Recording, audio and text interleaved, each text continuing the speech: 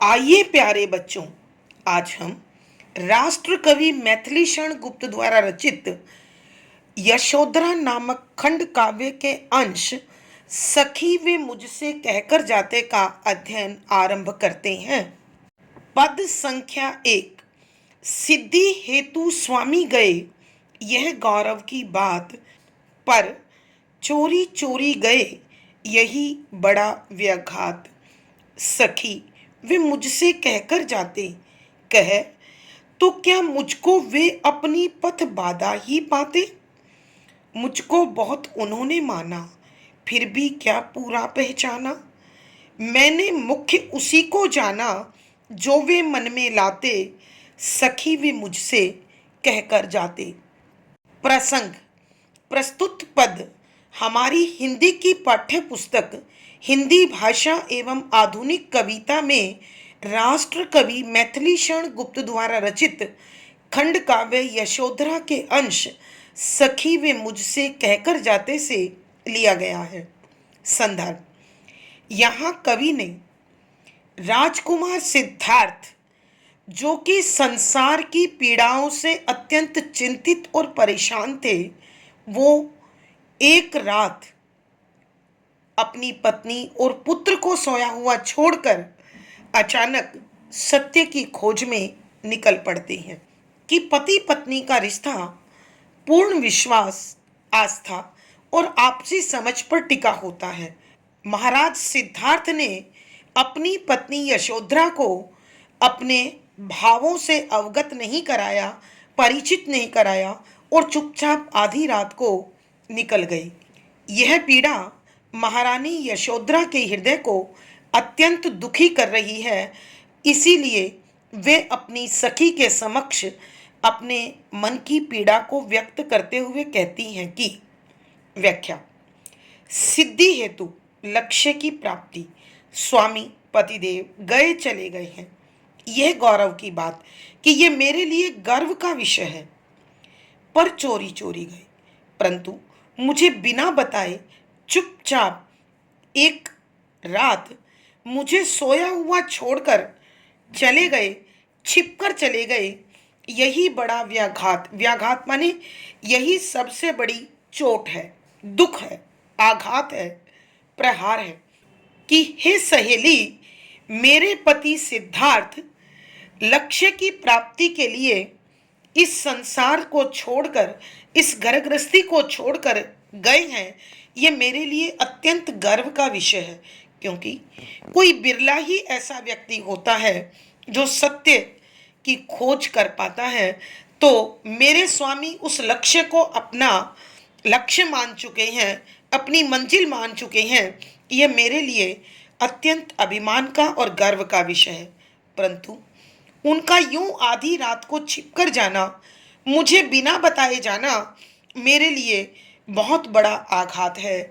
मुझे बहुत बड़ा धक्का लगा है कि हे सखी, अगर वो मुझे बताकर जाते तो यह गर्व कई गुना अधिक होता और मुझे उन पर और अपने आप पर अत्यधिक अभिमान होता, अत्यधिक विश्वास होता और मैं पूरे भावों के साथ उनकी मंगल कामना के लिए प्रार्थनाएं करती।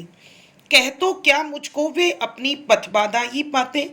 हे सखी, यदि उन्होंने मुझे अपने लक्ष्य के विषय में बताया होता, पथबाधा का मतलब होता है रास्ते की रुकावट, तो हे सखी तू मेरे साथ है, बता क्या मेरा स्वभाव ऐसा है कि मैं उन्हें जाने नहीं देती या उन्हें अपने लक्ष्य की प्राप्ति में आगे नहीं बढ़ने देती। मुझको बहुत उन्होंने माना कि हे सखी, मुझे इस बात पर अभिमान है, गर्व है कि उन्होंने मुझे बहुत मान सम्मान दिया, बहुत अपनापन दिया, बहुत प्यार दिया, फिर भी क्या पूरा पहचाना। लेकिन इस तरह उनका आधी रात को मुझे बिना बताए निकल जाना संदेह उत्पन्न करता है, क्या वो मुझे पूरी तरह से पहचान पाए। कि हे सखी, यदि उन्होंने मुझे पहचाना होता, अच्छी प्रकार से जाना होता, तो वो यह सत्य जानते कि मैं कभी भी उनके रास्ते की रुकावट नहीं बनती, बल्कि उनके लक्ष्य प्राप्ति में उनकी सहायक ही रहती। मैंने मुख्य उसी को जाना कि हे सखी, तू तो जानती है मैंने जीवन भर उसी विषय को महत्व दिया जो उनके हृदय में आया, अर्थात मेरा आचरण हमेशा, मेरा व्यवहार हमेशा अपने पति की इच्छा के अनुरूप ही रहा। जो उन्हें अच्छा लगा, जो उन्हें भाया, मैंने वही कार्य किया और वही धर्म निभाया। जो वे मन में लाते कि जो उनकी इच्छा होती उसी के अनुसार मैंने अपने जीवन को ढाल लिया था कि हे सखी, अगर स्वामी मुझे बताकर जाते तो मेरा गर्व आज से कई गुना अधिक होता। अर्थात यहाँ यशोधरा के कहने का भाव यह है कि काश महाराज सिद्धार्थ ने मुझे केवल तन से न पढ़कर मन से भी पढ़ा होता, मन से भी समझा होता, तो आज मुझे उनके विषय में पूर्ण ज्ञान होता और मैं उनके लिए खुलकर हृदय से, भावों से मंगल कामना करती, प्रार्थनाएं करती। और यह जो दर्द आज मुझे कचोट रहा है, मुझे पीड़ित कर रहा है, वो दर्द मेरे लिए आनंद का विषय होता, खुशी का विषय होता। भावार्थ, कवि के कहने का भाव यह है कि पति पत्नी एक ही सिक्के के दो पहलू होते हैं। उनके बीच किसी प्रकार का कोई दुराव, छिपाव या भेद नहीं होना चाहिए। विशेष यहाँ कवि ने यशोधरा की मनोदशा का बड़ा भावपूर्ण चित्रण किया है। शुद्ध साहित्यिक खड़ी बोली का प्रयोग है। पति पत्नी के बीच दूरी होने के कारण यहाँ वियोग श्रृंगार रस है, माधुर्य गुण है। पथ बाधा बनना मुहावरे के कारण यहाँ लक्षणा शब्द शक्ति है, गीति तत्व मौजूद है। यहाँ अनुप्रास, पुनरुक्ति प्रकाश, प्रश्न, संबोधन, स्वाभावोक्ति आदि अलंकारों का बड़ा सुंदर और सटीक प्रयोग हुआ है। पद संख्या 2। स्वयं सुसज्जित करके क्षण में प्रियतम को प्राणों के पण में हमी भेज देती हैं रण में। क्षात्र धर्म के नाते सखी वे मुझसे कहकर जाते। प्रसंग प्रस्तुत पद हमारी हिंदी की पाठ्य पुस्तक हिंदी भाषा एवं आधुनिक कविता में राष्ट्र कवि मैथिली शरण गुप्त द्वारा रचित यशोधरा नामक खंड काव्य के अंश सखी वे मुझसे कहकर जाते से लिया गया है। संदर्भ, यहाँ महारानी यशोधरा आधी रात के समय महाराज का सत्य की खोज में जाना और बिना बताए चले जाना अत्यंत पीड़ादायक लग रहा है। अपनी इसी मन की व्यथा को, इसी मन के दर्द को अपनी सखी से बांटते हुए महारानी यशोधरा कहती है कि व्याख्या, हे सखी, हम राजरानियां, छत्राणियां, राजपुतानियां अपने धर्म से कभी भी पीछे नहीं हटती हैं। राजा का धर्म प्रजा की रक्षा होता है और उसी प्रजा की रक्षा में उनके यश और मान सम्मान की वृद्धि के लिए जब भी कभी युद्ध की आवश्यकता होती है तो हम अपने पति को स्वयं अपने हाथों से सजाकर जीवन और मृत्यु का विचार किए बिना, जीत और हार का प्रश्न उठाए बिना, अपने सौभाग्य और दुर्भाग्य की चिंता किए बिना युद्ध भूमि में उन्हें भेज देती हैं। हमें यह भी ज्ञात नहीं होता कि युद्ध में गया हुआ राजा विजय के साथ लौटेंगे अथवा वीरगति को प्राप्त करेंगे। हम किंचित मात्र भी, जरा सा भी विचार नहीं करती कि हमारा सौभाग्य बचेगा अथवा नहीं बचेगा।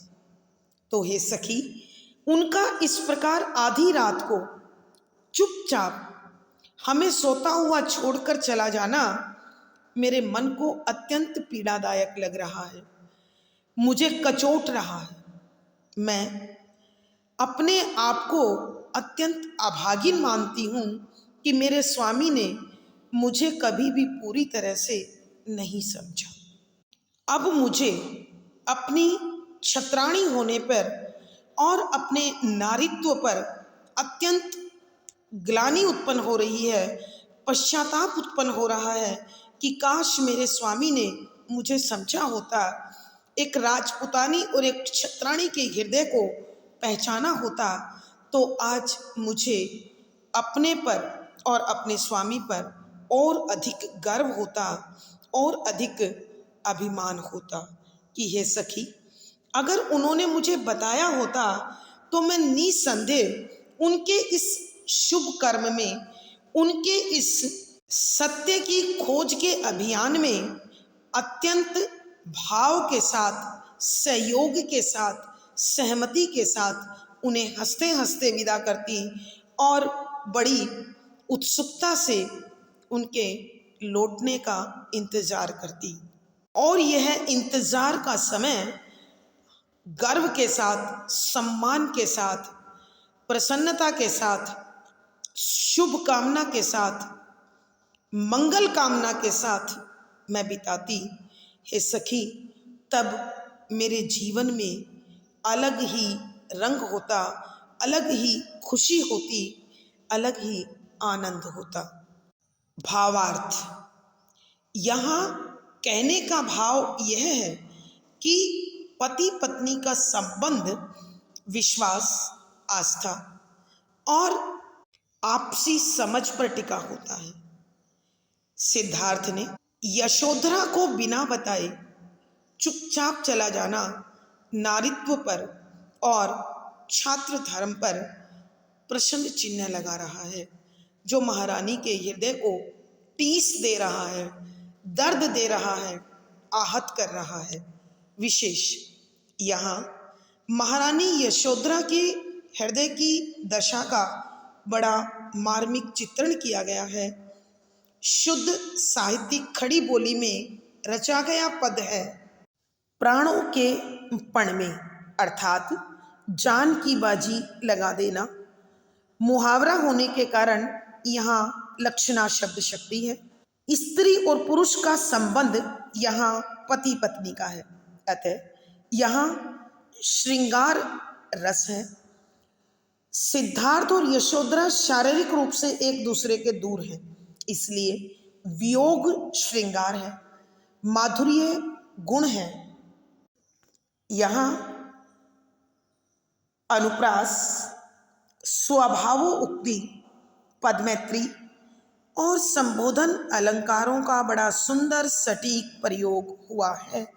पद संख्या 3, हुआ न ये भी भाग्य अभागा, किस पर विफल गर्व अब जागा, जिसने अपनाया था त्यागा, रहे स्मरण हो आते, सखी वे मुझसे कहकर जाते। प्रस्तुत पद हमारी हिंदी की पाठ्य पुस्तक हिंदी भाषा एवं आधुनिक कविता में संकलित राष्ट्रकवि मैथिलीशरण गुप्त द्वारा रचित खंड काव्य यशोधरा के अंश सखी वे मुझसे कहकर जाते से लिया गया है। यहाँ आधी रात के समय महाराज सिद्धार्थ का बिना बताए चुपचाप सत्य की खोज में निकल जाना महारानी यशोधरा के लिए अत्यंत कष्टकारक है, पीड़ादायक है। यशोधरा अपने मन के उसी दर्द को अपनी सखी के साथ बांटते हुए कहती है कि व्याख्या, हे सखी, मैं अत्यंत अभागिन हूँ जो मेरे पति ने मुझे नहीं पहचाना। उन्होंने मुझे पूरा मान सम्मान दिया, परंतु अपने इस विश्वास के लिए, अपने इस अभियान के लिए उन्होंने मुझसे कोई बातचीत नहीं की। अर्थात कोई भी नारी तभी अपने जीवन को सार्थक मानती है जब उसका पति अपने हृदय के भावों को अपनी पत्नी के साथ साझा करता है। यहाँ सिद्धार्थ ने यशोधरा के साथ ऐसी कोई विचार, ऐसी कोई मंत्रणा, ऐसी कोई बातचीत नहीं की। यशोधरा अपने पति से शिकायत करते हुए कहती है कि मैं तुमसे जुड़कर अपने आप को बहुत भाग्यशाली मानती थी, अपने आप पर अत्यंत गर्व करती थी, लेकिन मैं तो अत्यंत अभागिन हूं। किस पर विफल गर्व अब जागा कि मैं किस बात को लेकर गर्व करूं, किस बात पर अभिमान करूं, क्योंकि तुमने तो मुझे पूरी तरह से पहचाना ही नहीं है।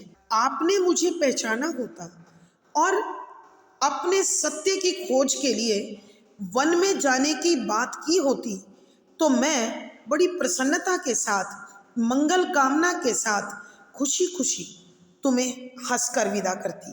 लेकिन आपका इस प्रकार बिना बातचीत किए, बिना विचार विमर्श किए चुपचाप चले जाना, मुझे ऐसा लगता है कि जिस स्वामी ने मुझे अपनी जीवन संगनी बनाकर, जीवन साथिन बनाकर, अर्धांगिनी बनाकर अपनाया था, उसने मुझे हृदय से त्याग दिया है। बेशक संसार मुझे अभी भी आपकी पत्नी मानता है, लेकिन मैं मन से अपने आप को हारा हुआ, उपेक्षित समझती हूँ।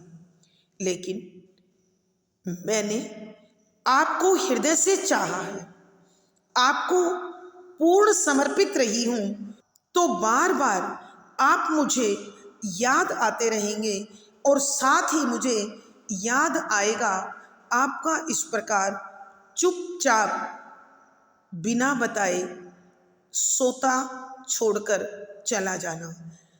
जैसे ही मेरे हृदय में तुम्हारे लिए प्यार के भाव, सम्मान के भाव, श्रद्धा के भाव जागेंगे, साथ साथ मुझे अपने अभागिन होने का भाव याद आएगा और मेरा दर्द, मेरी पीड़ा मुझे हमेशा कचोटती रहेगी। अब तो मुझे जीवन भर तुम्हें याद करके ही अपने मन को समझाना होगा। बेशक उन्होंने मुझसे नहीं बताया, लेकिन मैं फिर भी उनकी अर्धांगिनी हूँ और वो मेरे स्वामी हैं। कि हे सखी, यदि मेरे स्वामी ने मुझे बताया होता, समझाया होता, अपनी मनोदशा का वर्णन किया होता, तो निसंदेह मैं उन्हें हंसते हंसते मंगल कामनाओं के साथ विदा करती और उनके लौट कर आने का समय मेरा गर्व के साथ, आनंद के साथ, खुशी के साथ व्यतीत होता। भावार्थ, यहाँ यशोधरा के कहने का भाव यह है कि कोई भी नारी अपने आप को तभी सौभाग्यशालिनी समझती है जब उसके और उसके पति के बीच कोई भेद, कोई रहस्य, कोई छिपा हुआ विषय नहीं होता। दोनों अपने अपने मनोभावों को एक दूसरे के साथ पूरे विश्वास के साथ बांटते हैं और यही एक आदर्श पति पत्नी के जीवन जीने का ढंग होता है। विशेष यहाँ यशोधरा की मनोदशा का बड़ा मार्मिक चित्रण किया गया है, क्योंकि वह स्वयं को भाग्यहीन मानती है कि उसे अपने पति को सत्य की खोज में जाने के लिए विदा करने का सुअवसर भी प्राप्त नहीं हुआ। यहाँ शुद्ध साहित्यिक खड़ी बोली का प्रयोग है। भाग्य जागना या गर्व जागना मुहावरे के कारण लक्षणा शब्द शक्ति है। वियोग श्रृंगार रस है, माधुर्य गुण है। यहाँ अनुप्रास, प्रश्न, विरोधाभास, संबोधन आदि अलंकारों का सुंदर सटीक प्रयोग है। गेय शैली का निर्वाह किया गया है। आज की कक्षा में बस इतना ही। अगली कक्षा में फिर मुलाकात होगी। आशा है पढ़ा गया विषय आपको अच्छी प्रकार से समझ में आया होगा।